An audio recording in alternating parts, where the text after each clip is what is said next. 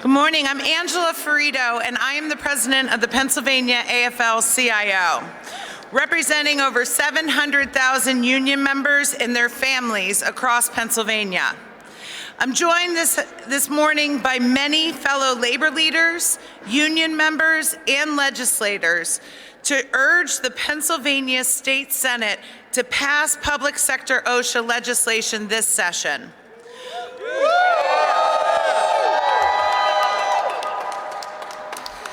While private sector employees are protected under the Federal Occupational Safety and Health Act of 1970, OSHA, public sector employees are not covered by the same federal protections.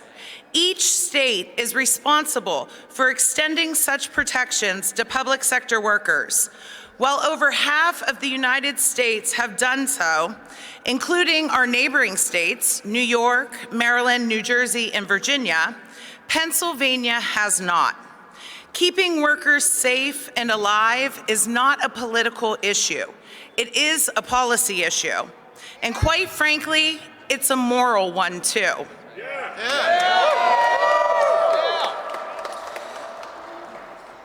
With that, I would like to share some remarks from Senate Bill 93 sponsor, Senator Tartaglione.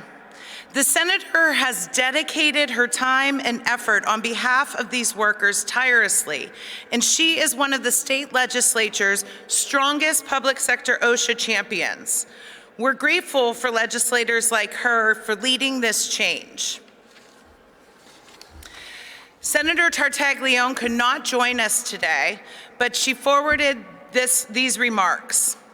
I am sorry that I can't be with you all today to discuss such a vital issue that I have been fighting for a decade. Look, I've said it since I was elected.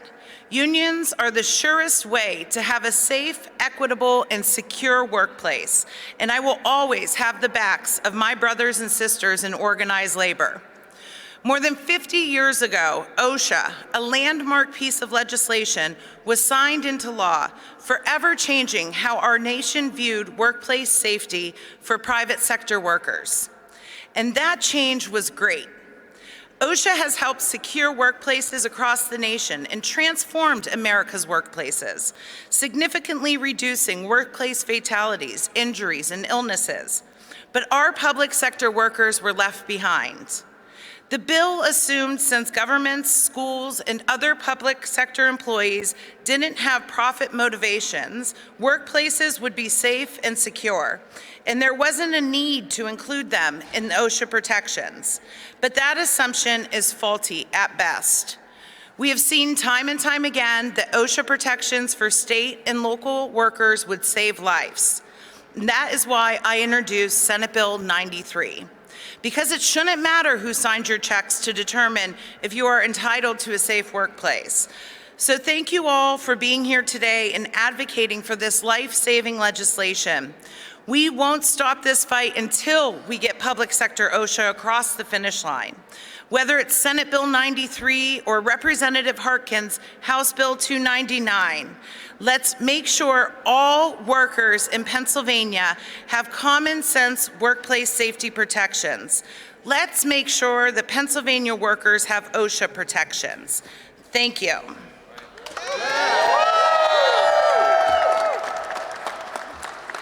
In addition to Senator Tartaglione's prepared remarks, there are many other legislators here today in support of this bill. Please all raise your hands so that we can acknowledge you. There's so many. Yes.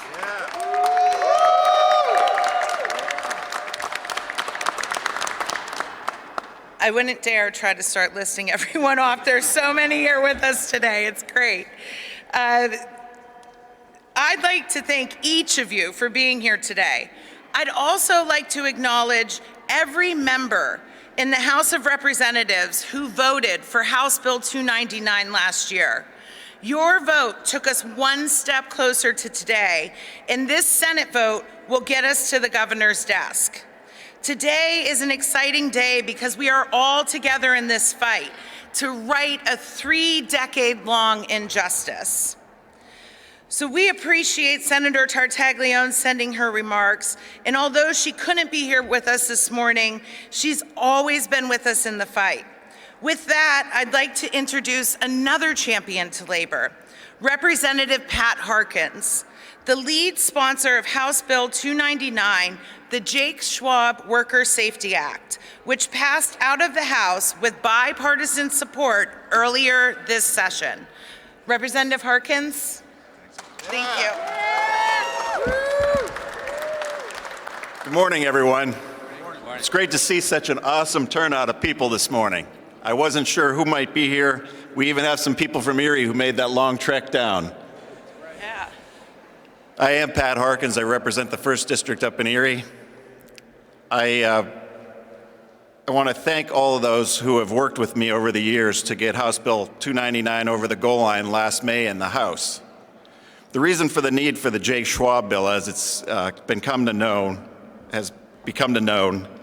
currently in Pennsylvania, the public sector workers are not covered by OSHA protections that are guaranteed to workers in the private sector. I was a driver for UPS for 25 years. Over those years, we constantly had safety drilled into us prior to beginning our workdays of delivering packages. Jake Schwab was a bus mechanic at our local bus facility in Erie, EMTA. In early November 2014, Jake began his day like every other and never realized it would be his last day.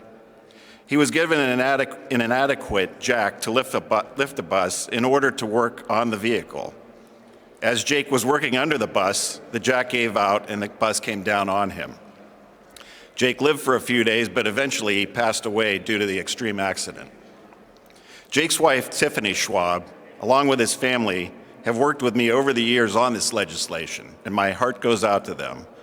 To see the pain and the heartbreak that they endure was what inspired me to continue this fight. We all want to make sure OSHA protections for all workers are a reality in Pennsylvania. Currently, House Bill 299 is stalled in the Senate. We need to educate the Senate as to how important this issue is to working people in the Commonwealth. This shouldn't be a partisan issue, but rather a critical health and safety issue, as Angela alluded to. Thank you for your help, your support, and all your support with this legislation. We can't give up now. We need to finally and ultimately get it over the goal line in the Senate. Thank you.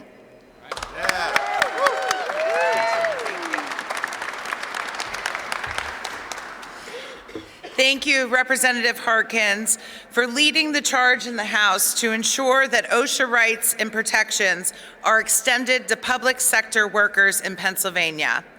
Next, I would like to introduce SEIU Local 668 President Steve Catanese to introduce our next speaker.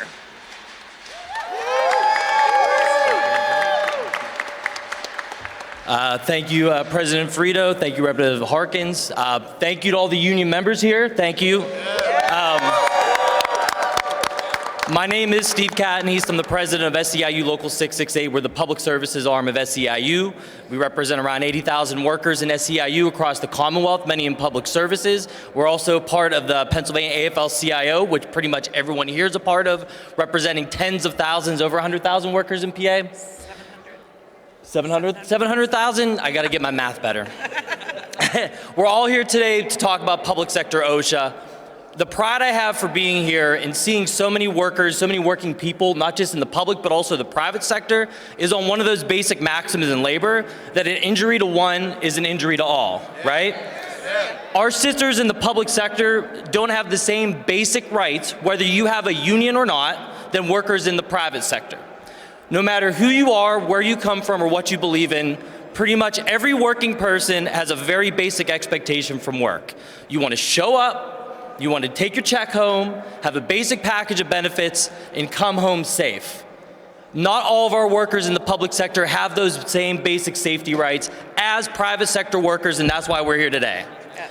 Thank you very much to our sisters and brothers from private sector being here, standing with us, and to all our union members with us. What we have to do at work sites, because we don't have these laws, is we go through our contract. The one thing that we need is our union contract. It has the basic codified benefits that protect us, and we have structures in place that we try to protect our members, point out egregious health and safety issues. I'm about to introduce our member. Her name is Jennifer Edmonds. She's the chair of one of our largest health and safety committees, and she's going to speak to you a little bit about some of the trauma, I was gonna say crazy, some of the crazy traumatic things that we deal with on a day-to-day basis, that if we just had some basic regulations in place, we may be able to save some lives. Jen, could you come up please, sister? Thank you. You got this. Thank you, Steve. Thank you, everybody, for being here, and good morning. Morning. As you heard, my name is Jen Edmonds. I am the SEIU 668 DHS Chair of Health and Safety. I also work as an income maintenance caseworker in Montgomery County. I've been that for 15 years. And I just want you all to really take this in and really listen here. I could stand here and tell you stories about the working conditions inside some of the Commonwealth buildings. I could tell you about bad landlords, non-existing security measures, insect and rodent infestations, faulty wiring, cases where members have been electrocuted and ended up with second-degree burns. I can tell you about them catching on fire at their desk because of these poor electrical systems. But I also need you to understand. Can you imagine you go to work every day, you pass the front security desk in your office building, there is a young person there that you see every day, you talk to them, you smile, they say hi, you say hi to them as well. You greet them Monday through Friday, week after week, month after month. And then one Sunday, Friday, this young person is shot in the head on the job. You and your coworkers are evacuated from your workplace. And you and everyone else must walk by this young person's body lying on the floor. You see him, you see the blood spatter on the walls, you see all of it. Now understand this. You have to go back to that building and walk past that spot again on Monday. There's no time off. You have to go back that Monday, and you have to go back all the Mondays after and all the days after. Weeks and months after this trauma you and your coworkers have shared, some clients, vulnerable and desperate people, come into your workplace, use this trauma to intimidate and scare you. Imagine someone saying to you on the job, "Now I understand why they keep on coming up and shooting at y'all." Just because they're upset because they don't get the answers that they would like. Then you sit and wonder, are you going to be next? This is what the workers at many public sector work sites experience. In 2021, Nasir Day, a 25-year-old security officer in one of the buildings that our CAOs house in Philadelphia, was shot and killed on the job. My fellow union members will never forget the day they lost a colleague and a friend, nor will they forget the lack of support and services they received in the aftermath from their management. In my time as Health and Safety Chair for THS, my members have seen people bring machetes, samurai swords, knives, guns, homemade weapons. They've been spat on, had equipment thrown at them. Many have been threatened. Some have been scared to leave their offices after hours, fearing who and what might be waiting for them outside. This is not a drill. In fact, ironically, we as public sector employees can't get active shooter drills or fully detailed security plans even for the years we've been asking for them, and even for the years after Nasir was killed. In the Occupational Safety and Health Act, the General Duty Clause, quote, requires employers to provide a safe and healthful workplace for all workers, end quote. Rates of injury rates of workplace injury and violence are significantly higher for public sector workers, not only because of the nature of some of our jobs, but also because of the lack of legal protections. When I travel back and forth to Harrisburg, I think about the road crews I see along the way, and I wonder if they're not PennDOT workers or if they're a private sector crew. I think about how dangerous it is for them to do that work without OSHA protections just because they happen to be a public employee. I think about my union siblings working in our youth and detention centers, state hospitals, correction institutions, where workers have to put their own safety at risk as they deal with aggression and violence, all while being understaffed in aging, unsafe, unsecured facilities. Yet last year in 2023, we were able to use our time at the bargaining table to discuss the health and safety issues impacting public sector workers across the Commonwealth within our state contract.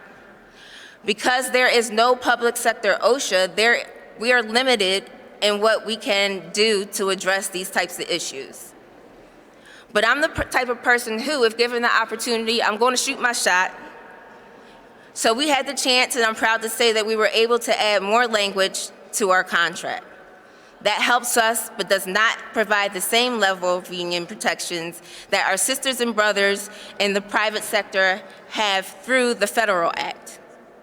And many public employees throughout the Commonwealth, without a union contract, have nothing at all. We have had constructive dialogue with Governor Shapiro's administration, but our workplace safety is beholden to whomever happens to hold administrative power. And that is not acceptable when the stakes are so high. What does it mean to have a safe workplace? Conditions for many public sector workers were dire before and during the COVID-19 pandemic. Now we continue to struggle to make our workplaces physically and psychologically safe. After so long, you get tired of having to fight for common sense things, and our physical and psychological safety does matter. So I stand here with our union sisters and brothers, ask the State Senate to pass House Bill 299 without further delay. It's time that you respect us, it's time that you protect us, and we've waited way too long for this.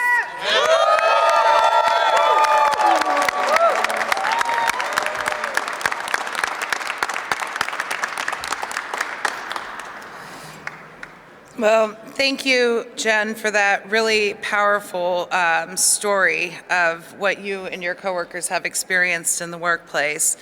Workers across Pennsylvania face issues like those every day. So thank you, Steve and Jen, for sharing. And next, I would like to introduce Phil Glover, National Vice President for AFGE, the American Federal Government Employees Union, District 3. Phil? Thank you. Thank you. The American Federation of Government Employees are part of the PA State Fed and the AFL-CIO here in Pennsylvania. We represent 31,000 workers across the state, and it's interesting that we are public sector as well. But since 1970, we have been covered by OSHA, since the 1970 Act. The sky has not fallen. Federal workers have a right to call OSHA to look at their workplace and inspect it. Federal workers have a right to file OSHA claims. There are other things that we can do in the federal sector that our public sector counterparts here in Pennsylvania cannot do. That needs to change. There is no reason that a VA nurse or a corrections officer in the federal side who are working and get hurt or have a bad workplace can call OSHA to come in and inspect, but our private sector can't, or our public sector here in Pennsylvania can't. It's inappropriate and it's unacceptable. We have the right to inspections, safety and health programs, how to deal with illnesses and injuries, all in the federal sector. And our public sector counterparts in PA should have the same thing. As a federal rep, I'm amazed that PA doesn't have OSHA. When I was first told about it, I was shocked. Our state is a labor state. We should have these protections, and there should be no reason that we don't. We are better than this in the state of Pennsylvania. The state Senate must pass SB 93, and AFGE stands with our public sector counterparts in PA, and we will be there for the finish line. Let's get it done.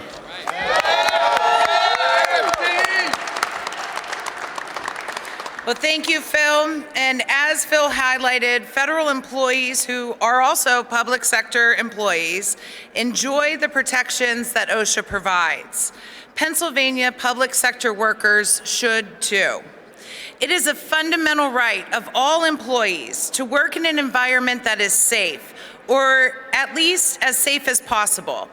Public sector workers in Pennsylvania must not continue to be regarded as second-class workers to their private sector peers, and they must not be treated as such. Public sector OSHA will help us to prevent every avoidable, catastrophic workplace injury and illness to the best of our abilities. It will hold employers to a uniform standard across the board. By making this much-needed investment, we are not only giving public sector workers a fair, safe, and healthy environment to work in for decades to come, we are also helping to stabilize our local economies, our environmental impact, and our children's futures. Ensuring that every Pennsylvania worker has a safe and healthy workplace is more important now than ever. On behalf of the over 700,000 working people and the hundreds of thousands more in their families represented by the affiliated unions of the Pennsylvania AFL-CIO, we want nothing more than for our loved ones to return home at the conclusion of a hard day's work. We encourage the Pennsylvania Senate to prioritize passing public sector OSHA legislation this session. On behalf of public sector workers across our state, including those who live and work in each of your districts. Thank you all for joining us today. Thank all of the members for being here today.